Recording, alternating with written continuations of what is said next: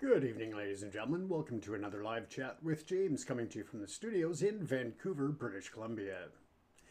At this hour, of course, we have all heard that the United States has launched a missile attack on Iran, targeting their uranium enrichment facilities.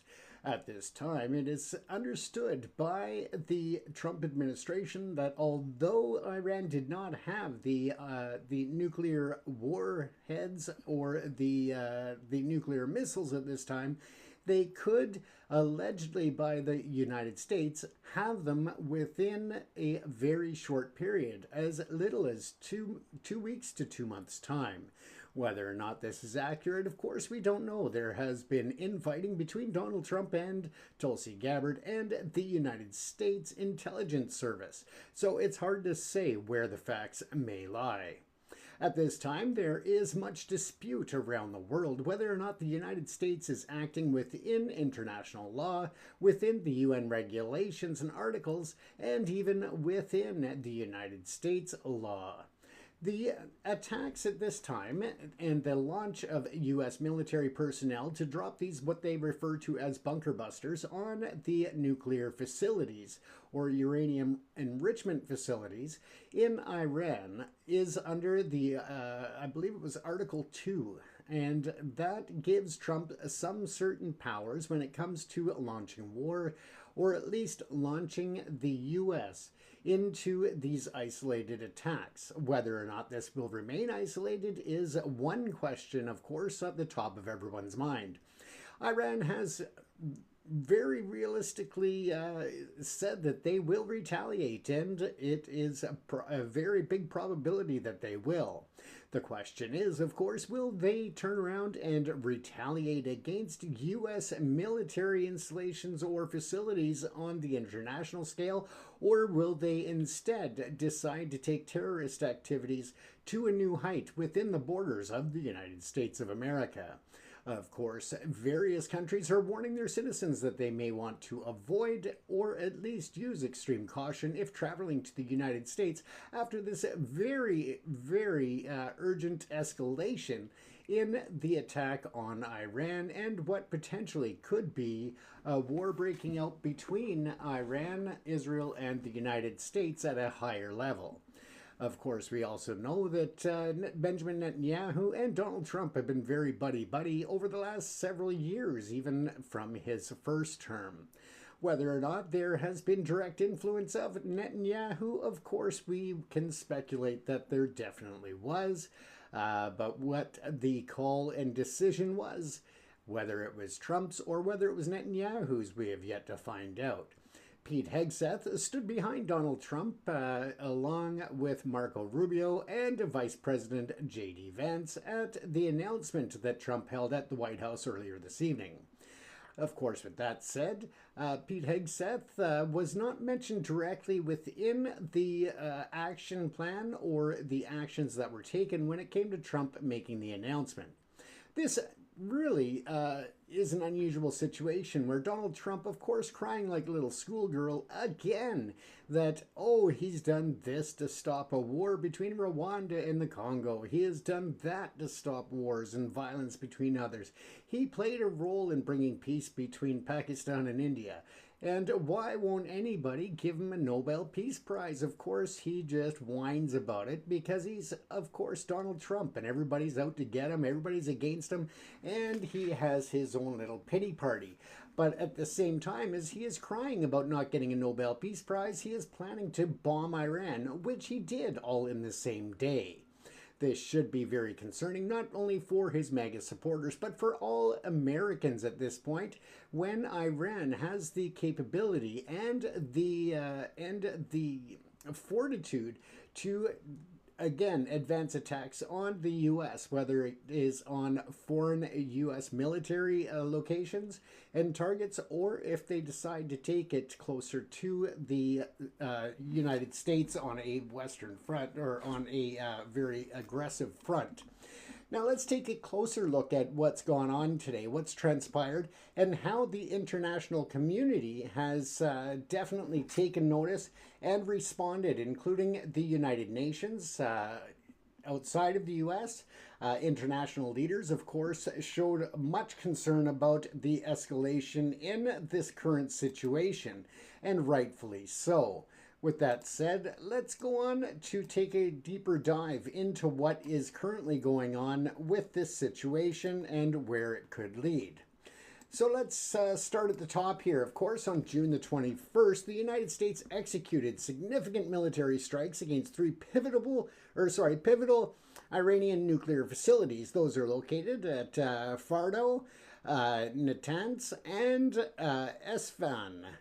President Donald Trump publicly declared the operation a very successful attack, asserting that Iran's key nuclear sites were completely and fully obliterated through the deployment of specialized bunker buster bombs. Particularly in the deeply fortified Fordow plant, the direct intervention by the United States marked a dramatic escalation occurring after more than a week of intensified conflict between Israel and Iran. During which time, of course, Israel has been conducting its own systemic strikes against Iranian military and nuclear facilities and assets. Now, the military action immediately ignited a profound constitutional debate within the United States, centering on the extent of the presidential authority under Article 2 of the Constitution versus the war powers vested in Congress. And there are a lot of people speaking out on social media if you happen to be paying attention to that this evening. Now, the international community reacted with widespread condemnation and deep concern, with numerous nations and international bodies, including the United Nations, questioning the legality of those strikes under the UN Charters, of fundamental prohibition on the use of force, and the stringent conditions of self-defense. We'll take a deep dive into this as well as we move forward here. Now, the diplomatic fallout was immediate and stark. With that, of course, we turn around, and while that's going on, Israeli Prime Minister Benjamin Netanyahu lauded the U.S. action as a bold decision and confirmed full coordination. Iran's leadership vowed harsh retaliation and vehemently accused the United States of state terrorism and a gross violation of international law. The broader international community expressed grave alarm, consistently urging de-escalation and a return of diplomatic solutions, highlighting profound fears of a widening and much more serious conflict and dangerous erosion of established international legal norms. Now, the overview of the escalating Iran-Israel conflict and the U.S. maximum pressure campaign, let's take a deeper look at that. Now, the United States military action on June the 21st, yesterday, unfolded against a backdrop of severely heightened tensions and an active 9-day conflict between Israel and Iran. During this period, Israel has been engaged in a sustained campaign to dismantle Iran's air defenses and offensive missile capabilities, while also targeting its nuclear enrichment facilities. The regional conflagration provided the immediate context for the U.S. intervention, while inserting American forces directly into an already volatile situation. Prior to these kinetic actions, the Trump administration had consistently pursued a maximum pressure campaign against Iran. This policy was initiated following the U.S. withdrawal from the Obama-era Joint Comprehensive Plan of Action, or the JCPOA. That happened in 2018, an agreement President Trump had famously denounced as the worst deal ever, which is pretty much what he says about any deal, including ones that he has made himself. The maximum pressure strategy involved the reimposition of stringent sanctions, including secondary sanctions across nearly all sectors of the Iranian economy, with the explicit aim of driving Iran's oil exports to zero and severing its access to crucial revenue. The administration justified this aggressive economic posture by citing the Iranian regime's alleged funding of terrorist proxies in the Middle East and the rapid advancement of its nuclear capabilities, characterizing these as grave threats to U.S. safety and security. The transition from strategy, primarily reliant on economic coercion, to the kinetic action represents a significant strategic pivot. The research indicates that the maximum pressure campaign, despite its intensity and broad scope, may have been perceived as insufficient to achieve the administration's stated objectives regarding Iran's nuclear program or its regional influence. The decision to employ military force, particularly high-impact bunker buster bombs designed to deeply buried targets, suggests a calculated shift towards a more aggressive and inherently high-risk approach. This strategic evolution raises critical questions about the long-term efficacy of such a shift and the potential for unintended far-reaching consequences that extend beyond the immediate military objectives.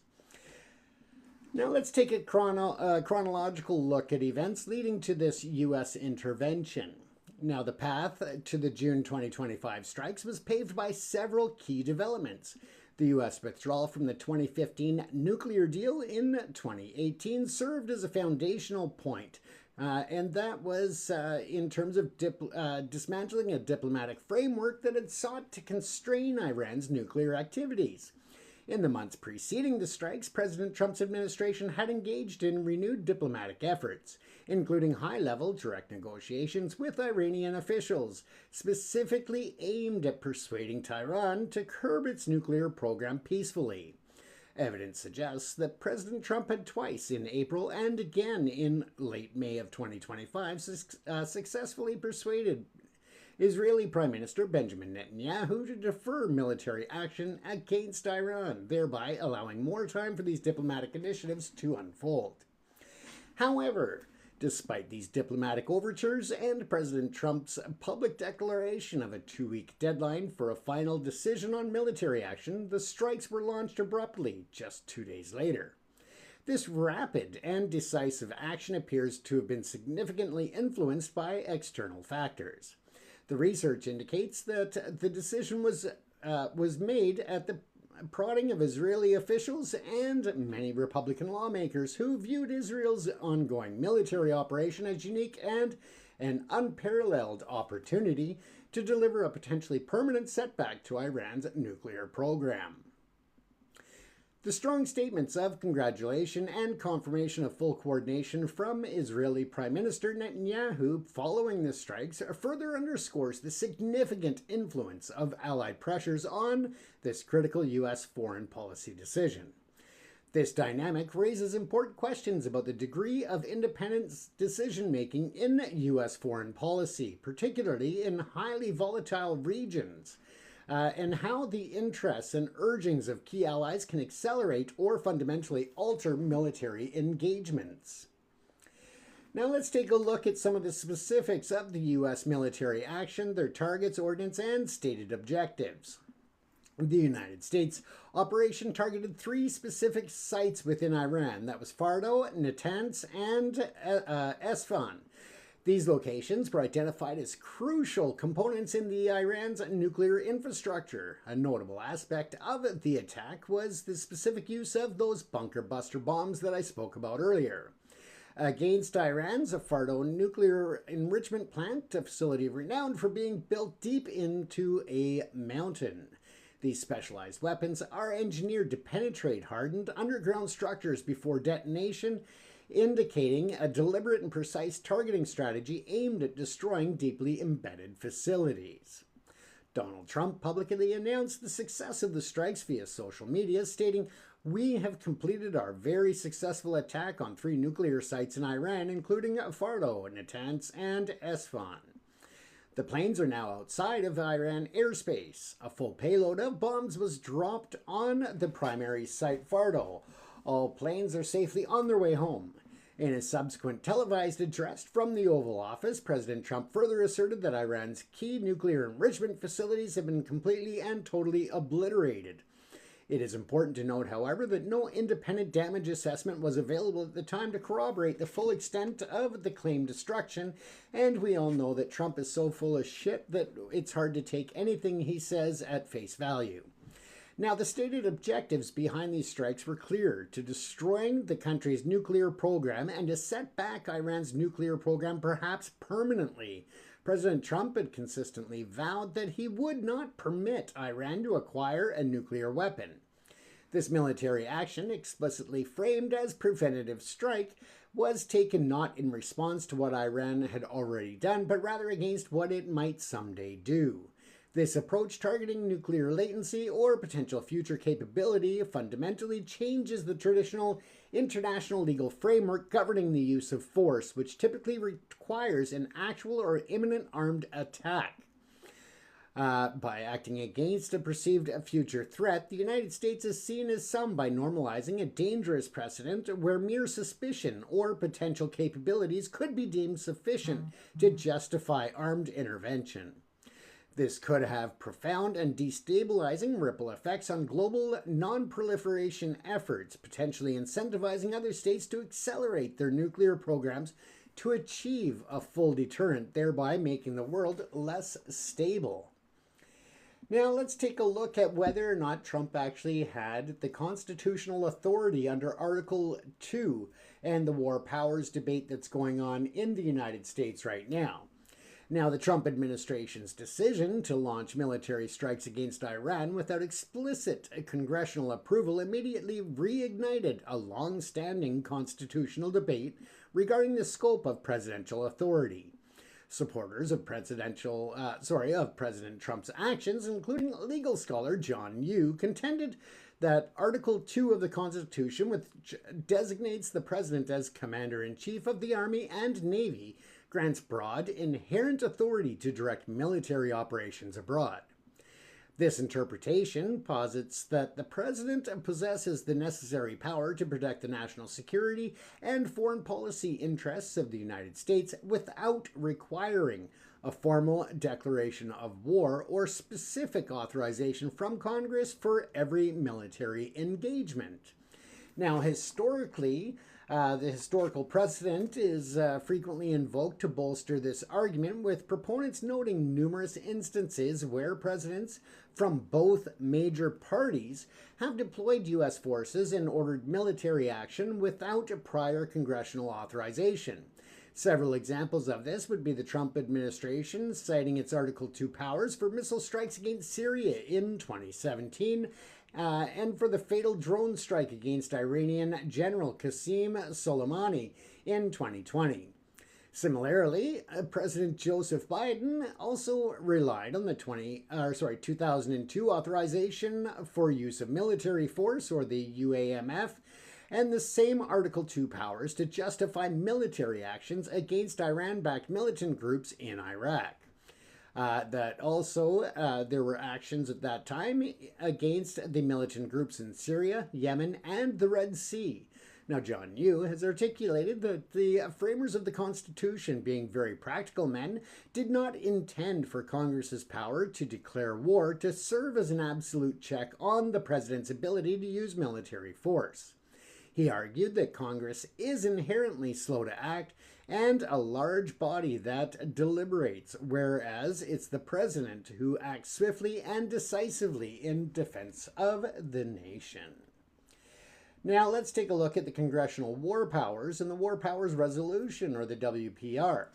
Now, in contrast to the expansive view of presidential powers, critics of the unilateral strikes emphasize Congress's constitutional role in authorizing military force. Article 1, Section 8 of the Constitution explicitly grants the Congress the sole authority to declare war and to raise and support armies. The authority led to the enactment of the War Powers Resolution in 1973, passed over President Richard Nixon's veto, specifically to curb presidential unilateralism in military conflicts. Now, the WPR mandates that the president must notify Congress within 48 hours of deploying U.S. forces into hostilities or situations where hostilities are imminent. Furthermore, it requires that military actions must cease within 60 days or 90 days in emergencies unless Congress provides specific approval through a declaration of war or other authorization.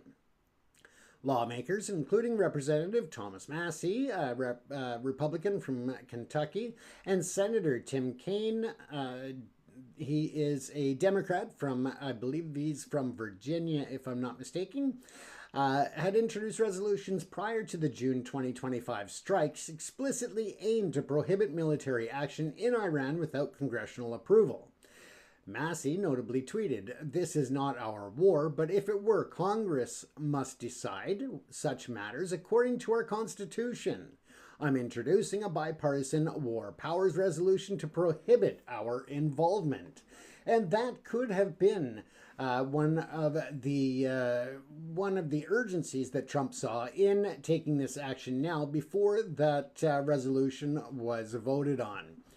Now, the Department of Justice's Office of Legal Counsel, or OLC, has, in its own opinions, acknowledged that the declare war clause might impose a potential restriction on the president's Article 2 powers.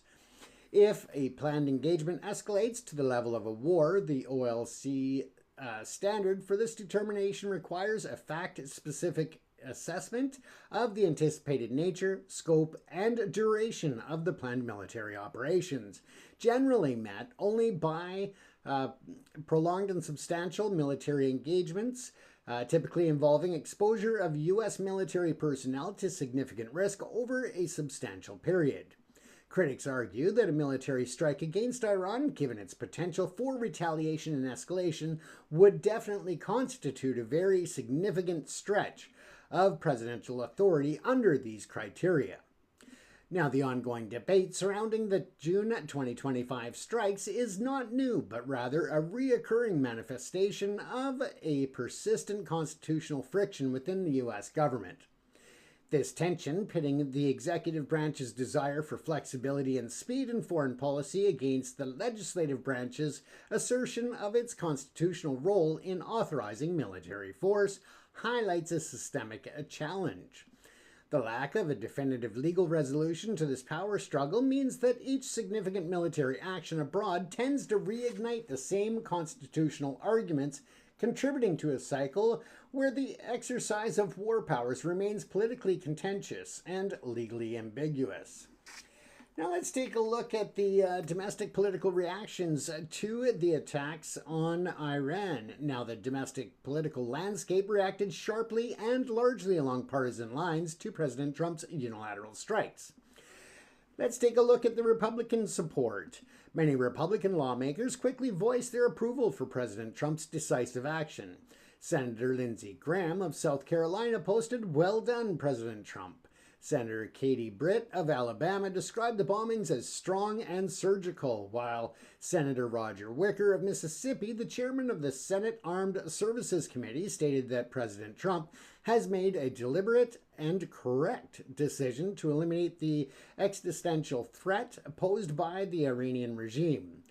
Meanwhile, Representative John Johnson noted that the military operation should serve as a clear reminder that our adversaries and allies that President Trump means what he says.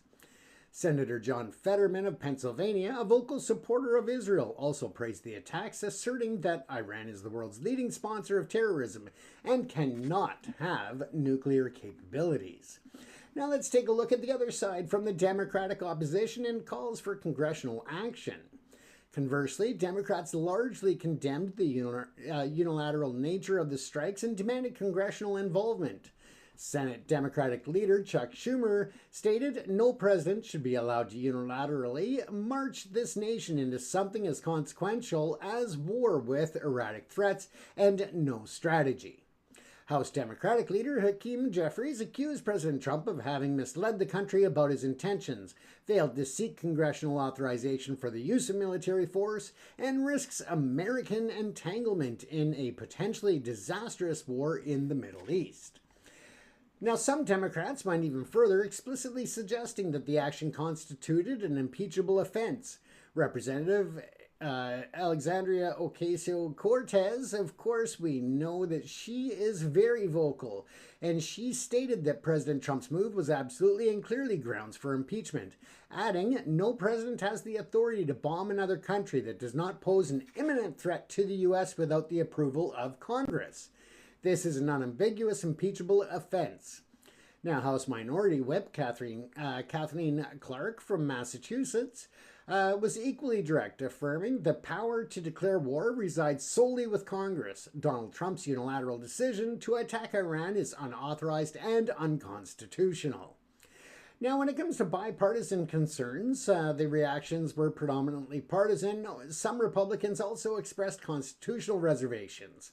Representative Warren Davidson from Ohio, typically aligned with President Trump, posted, "While President Trump's decision may prove just, it's hard to conceive a rationale that's constitutional." Now, the congressional reactions vividly illustrate a stark partisan divide, with Republicans largely defending the exercise of executive power and Democrats predominantly condemning it as an overreach. The pattern suggests that the constitutional interpretations of war powers are frequently influenced by political alignment rather than purely legal principle. When a president from one's own party acts, there is often a tendency to defend broad executive authority, and conversely, when a president from an opposing party acts, there is greater emphasis on congressional checks and balances. This politicalization undermines the consistent application of constitutional principles and complicates the establishment of clear predicaments for military action, thereby contributing to a recurring cycle of executive unilateralism met by legislative protest. Now let's take a look at some of the specific U.S. officials and congressional reactions to the strikes. Now, Donald Trump, of course, he directed the strikes and claimed that they were a very successful attack, completely and totally obliterated. Now is the time for peace. Now, I think that he has his head up his ass if he honestly believes that there is going to be no retaliation or reaction by Iran. Unfortunately, I do believe that there is a very imminent threat of a retaliation by Iran, not only from what they said, but judging by history. Now, Lindsey Graham, of course, said, "Well done, President Trump," while Katie Britt, Senator, she, of course, supported Trump again, saying bombings were strong and surgical. Roger Wicker, Senator, Armed Services Chair, Trump made deliberate and correct decision to eliminate the existential threat posed by the Iranian regime. John Johnson, as I said earlier, he went on to support Trump, saying it should serve as a clear reminder to our adversaries and allies that President Trump means what he says. Again, we've talked about Chuck Schumer, John Fetterman, Hakeem Jeffries, and Alexandria Ocasio-Cortez. So we've already covered their reactions as well as many others. Now, in terms of international law and the UN framework, this is where we start to take a look at the contravention analysis. Now, prohibition on the use of force, and that is UN Charter Article 2, subsection 4. At the core of the international legal framework governing the use of force is Article 2, subsection 4 of the United Nations Charter. This provision is considered a fundamental principle in international law of unequivocally prohibiting the threat or use of force against the territorial integrity or political independence of any state or in any other manner inconsistent with the purposes of the United Nations. This article establishes a general and robust rule against unilateral use of force by individual states, serving as a cornerstone for maintaining international peace and security in the post-World War II era. Now, the right to self-defense under the UN Charter Article 51. The only explicit exception to sweeping prohibition on the use of force under the UN Charter is enshrined in Article 51. This article permits individual or collective self-defense if an armed attack occurs against a member of the United Nations until the Security Council has taken measures necessary to maintain international peace and security. International jurisprudence, notably from the International Criminal Court of Justice, has consistently interpreted armed attack as requiring grave forms of the use of force. Beyond the occurrence of the armed attack, the right to self-defense is subject to strict customary international law conditions. Now, you have to look at several points. Now, the imminence. The threat must be instant, overwhelming, and leaving no choice of means, no moment of deliberation. Critics frequently point out that the term imminence is not explicitly present in Article 51, which strictly states if an armed attack occurs. Now, the necessity, there must be no other viable alternative to the use of military force to address the threat, and proportionality. The force employed must be limited to what is strictly necessary to repel the attack and must be proportionate to the injury suffered. Now, that is where the question is called in about the legality under those provisions of the United States action. Now, let's take a look at the contravention arguments and the legality of the June 2025 strikes. Now, the preventative strike versus self-defense. Legal scholars and international bodies largely contend that the June 2025 strikes, framed as preventative strike against Iran's nuclear latency, its potential future capability to develop nuclear weapons, rather than an imminent armed attack, do not satisfy the criteria for lawful self-defense under Article 51. The fact that the U.S. intelligence agencies had assessed that Tehran was not actively pursuing a bomb further undermines the justification of an imminent threat. Now, their next point is the lack of UN Security Council authorization. And a big notation on this is that the UN Charter permits the use of force by a state only in self-defense or if explicitly authorized by the UN Security Council. There is no indication that the United States obtained such authorization for the June 2025 strikes. In response, Iran's ambassador to the United States quickly called for an urgent Security Council meeting to address what Tehran described as the illegal use of force. Now, the violation of sovereignty in that any military action conducted on the territory of another sovereign state without its explicit consent is generally considered a violation of its sovereignty and a breach of Article 2, Section 4 of the UN Charter. The strikes on Iranian soil directly fall under this significant critique. Now, let's take a look at the precedent from the Soleimani strike. The 2020 assassination of the Iranian general, which the U.S. justified as a measure to prevent an imminent attack, was widely considered by numerous legal experts and the UN Special Rapporteur on extrajudicial, summary, or arbitrary executions as a likely violation of international law and U.S. domestic laws.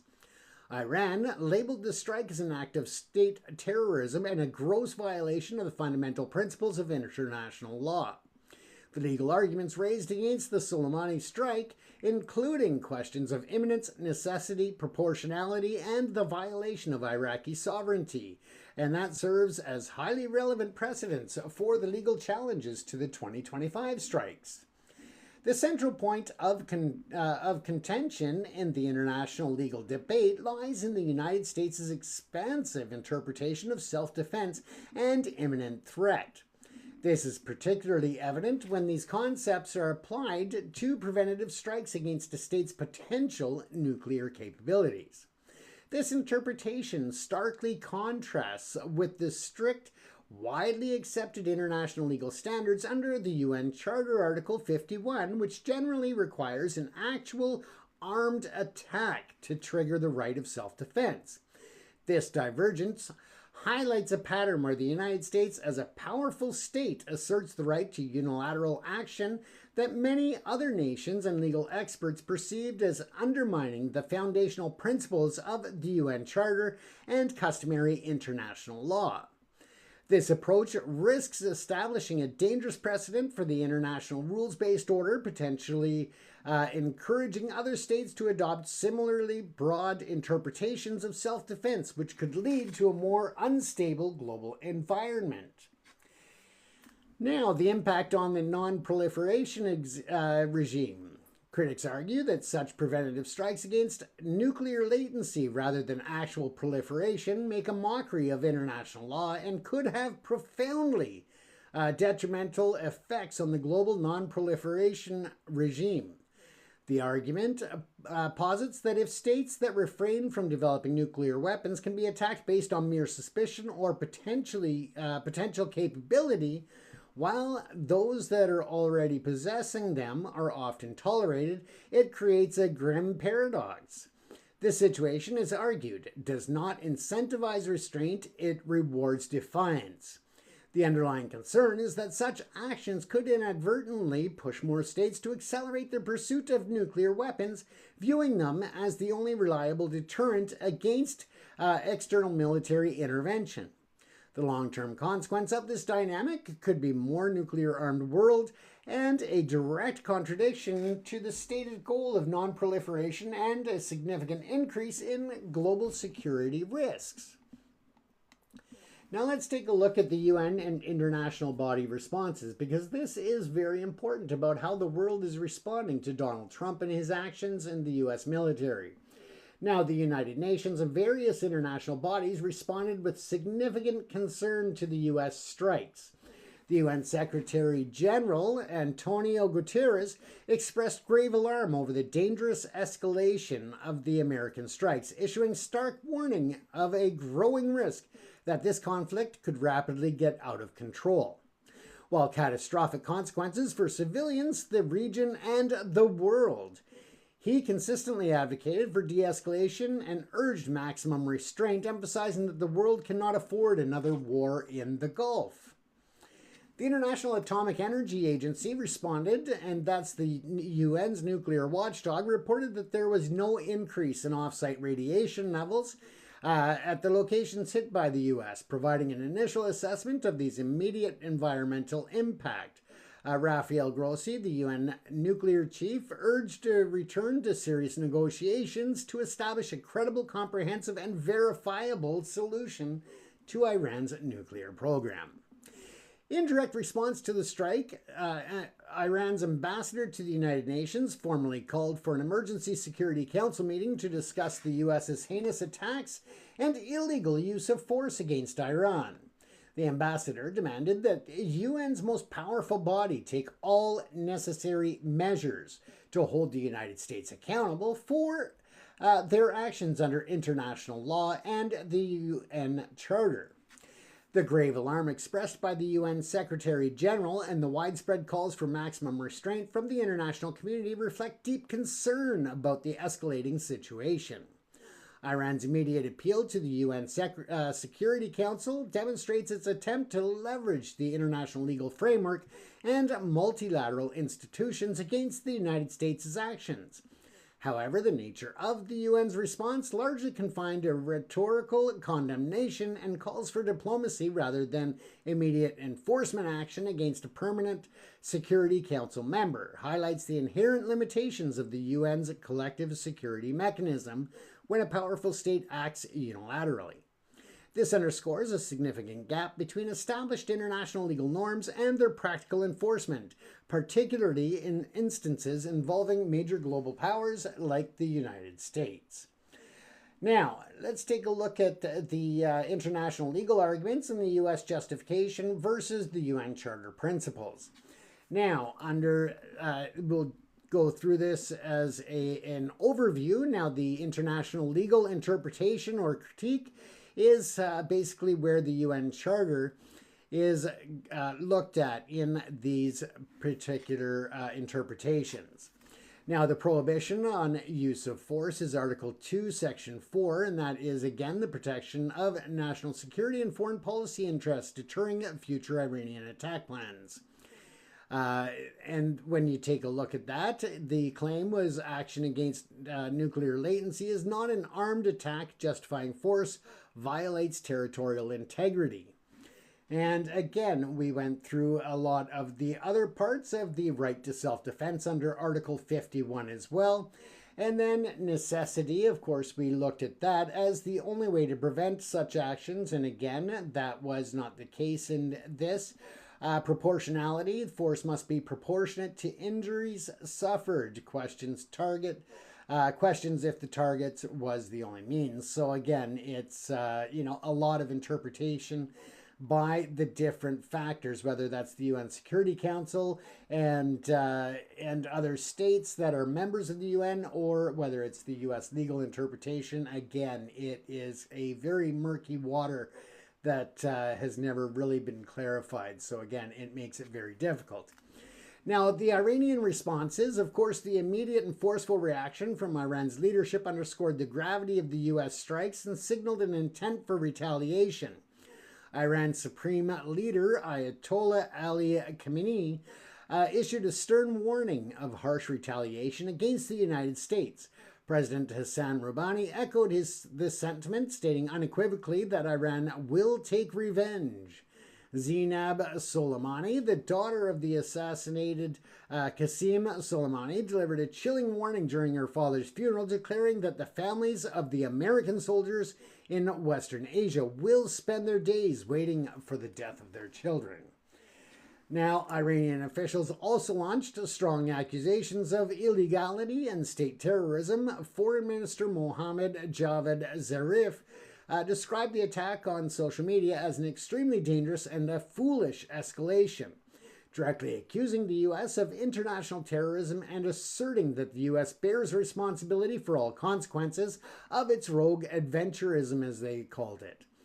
Majid Takht Ravanchi, Iran's permanent representative to the United Nations, sent an official letter to the UN Security Council and Secretary General characterizing the act as an obvious example of state terrorism and, as a criminal act, constitutes a gross violation of the fundamental principles of international law, including in particular those stipulated in the Charter of the United Nations. Now, Foreign Minister Abbas Araghchi further accused Washington of committing a grave violation of the UN Charter, international law, and the NPT by attacking Iran's peaceful nuclear installations. Now, domestically, Iran undertook measures reflecting its resolve. Its parliament approved a substantial $200 million increase in the budget for the Quds Force and voted to officially declare the United States Armed Forces as a terrorist organization. Symbolically, a red flag representing vengeance was unfurled above the dome of the Jamkaren Mosque. The strong and immediate vows of harsh retaliation from Iran's highest leadership and military figures indicate that Iran is unlikely to absorb these strikes without a response. The mention of Iranian-backed Houthi rebels in Yemen stated that they would resume attacks on U.S. vessels in the Red Sea. And the general expectation that reprisals will likely focus on U.S. troops in the region of the Red Sea and other American assets suggests that while a direct state-on-state conflict might be avoided, asymmetric warfare and proxy attacks are highly probable. This implies that the strikes, rather than effectively deterring Iran, have likely increased the immediate threat to U.S. personnel and interests across the region, leading to a prolonged period of heightened instability and significant potential for unintended escalation. Now, reactions from key regional and international actors came in swiftly. The U.S. strikes elicited varied but largely concerned reactions from key regional and international actors. But let's start with Israel. Israeli Prime Minister Benjamin Netanyahu was quick to congratulate President Trump, stating that the attack would change the history of the Middle East and beyond. He lauded Trump's bold decision to target Iran's nuclear facilities with the awesome and righteous might of the United States, and explicitly confirmed that the U.S. and Israel acted in full coordination. Now, as I stated, Iraqi response was also swift. Now, the Iraqi caretaker Prime Minister Adel Abdul Mahdi, condemned the attack as an aggression on Iraq, a flagrant violation of Iraq's sovereignty, and a dangerous escalation that triggers a destructive war in Iraq, the region, and the world. Syria also responded, saying that the Syrian government accused Washington of attempting to fuel conflict in the Middle East and described the killings as a serious escalation of the situation in the region. Meanwhile, the Turkish foreign minister expressed deep concern, stating that the assassination would increase insecurity and instability in the region, and reiterated that Turkey has always been against foreign interventions, assassinations, and sectarian conflict in the region. Moscow, meanwhile, warned that the assassination would increase tensions throughout the region and characterized the killing of Soleimani as an adventurous step. Now, NATO, in the meanwhile, the military alliance temporarily suspended its training mission in Iraq, citing concerns for the safety of its personnel. And again, we're looking at not just the attack against Iraq over the last 24 hours, but also they were reacting to the previous actions of the United States government. Now, the reactions from regional actors such as Iraq, Syria, and Turkey, alongside major powers like Russia, highlighted significant concern regarding the erosion of state sovereignty and the palpable risk of wider regional conflict. Iraq's strong condemnation of the strike as a violation of its sovereignty underscores the fragility of regional alliances and the inherent risk of further destabilization when major powers undertake unilateral military actions. This pattern points to a broader geopolitical trend where interventions, even those aimed at specific targets, can inadvertently undermine the stability of allied or neighboring states, thereby creating a more complex and volatile security environment.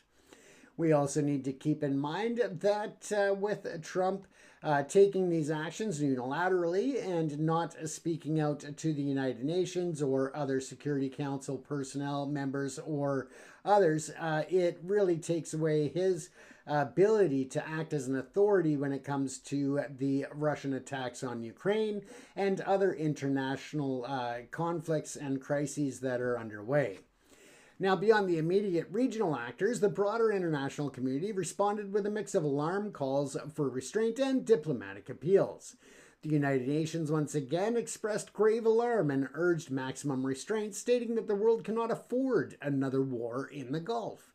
Meanwhile, Foreign Minister Winston Peters from New Zealand urged all parties to return to talks, describing the crisis as the most serious he had ever dealt with and emphasizing the critical need to avoid further escalation.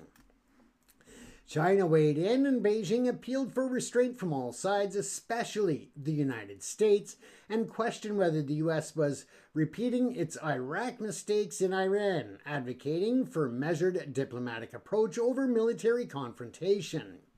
Meanwhile, Japan and South Korea, both prime ministers, convened emergency meetings to address the security and economic implications of the U.S. attack.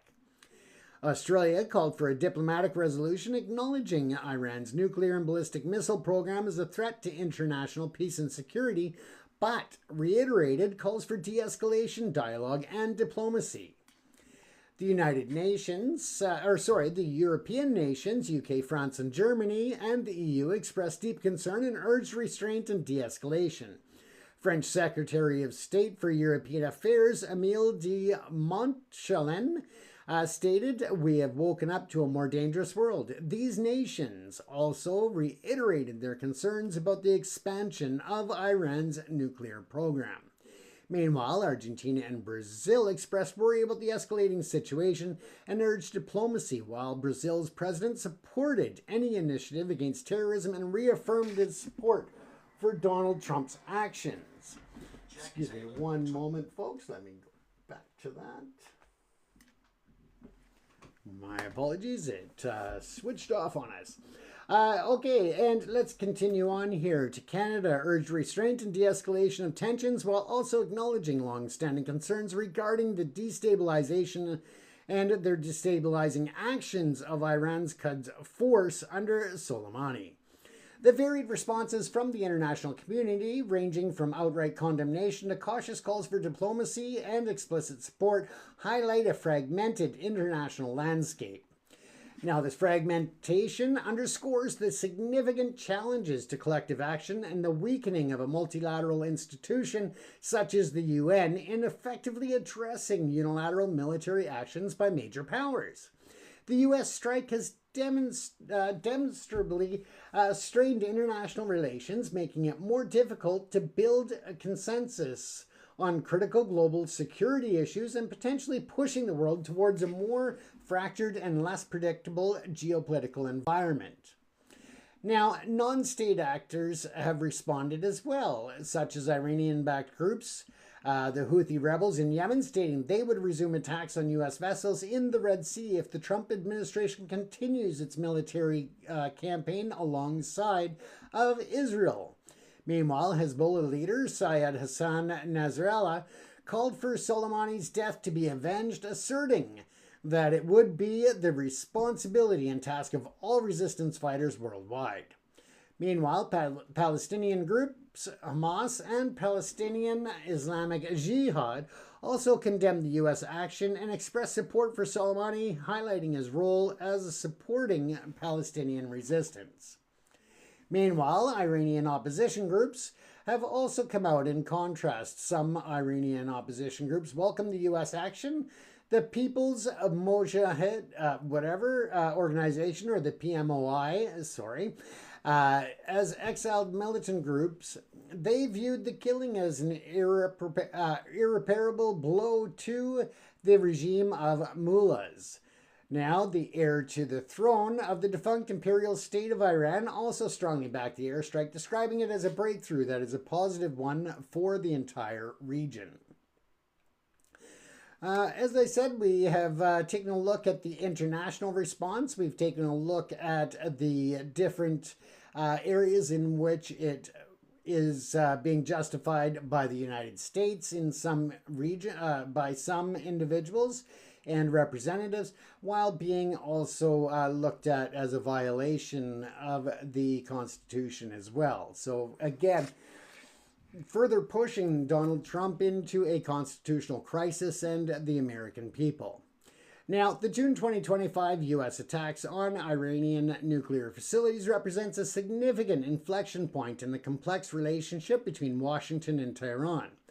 This action clearly demonstrates a strategic shift in U.S. policy, moving from a prolonged period of economic pressure to direct military intervention. The strikes have ignited profound constitutional debates domestically, particularly concerning the boundaries of presidential war powers versus congressional authority. Simultaneously, they have provoked widespread international condemnation over the legality under fundamental principles of the UN Charter. The justification for these strikes, framed as a preventative strike against Iran's potential nuclear capabilities rather than an immediate armed attack, challenge established norms of international law and carry the risk of setting dangerous precedents for further state conduct. Now, the immediate aftermath suggests a high probability of Iranian retaliation, likely through proxies or asymmetric means, which will undoubtedly increase risks to U.S. personnel and assets throughout the region. This will contribute to a continued regional instability and heightened tensions. In the long term, the implications are even more profound, which preventative strikes risk eroding the international non-proliferation regime, potentially creating a perverse incentive for states to accelerate their pursuit of nuclear weapons as a deterrent against similar interventions. This could further strain international rules-based order and weaken multilateral institutions like the United Nations. Domestically, the partisan divide within the United States on foreign policy and executive authority is likely to deepen, making consistent policy more challenging. Now, the path forward is precarious. While international calls for de-escalation and diplomacy are widespread, the fundamental disagreements over Iran's nuclear program and the legality of the U.S. action remain unresolved. The immediate future holds the potential for either a return to fraught negotiations, perhaps under renewed international pressure, or a dangerous slide into a wider regional conflict with far-reaching global ramifications. The ultimate effectiveness of the strikes in achieving their stated goal, permanently setting back Iran's nuclear programs, remains to be seen, and their true cost, both in human terms and geopolitical stability, may only become fully apparent over time. Once again, you've been watching another episode of Live Chat with James at the ProPix TV studios in Vancouver, British Columbia. Thank you for tuning in for this special edition of the show. Once again, if you have comments, you're always welcome to leave them in the comments section. We do review them even when the show is rebroadcast on various different platforms. But again, we do read your comments and appreciate them at all times. Don't forget to like, follow, and subscribe to the channel, and also share it with others so we can get pushed up in the algorithms and build our following base and subscriber base. Once again, you've been watching James Cousineau here at ProPix TV in Vancouver, British Columbia. Take care, everyone. Stay safe, and once again, thanks for tuning in.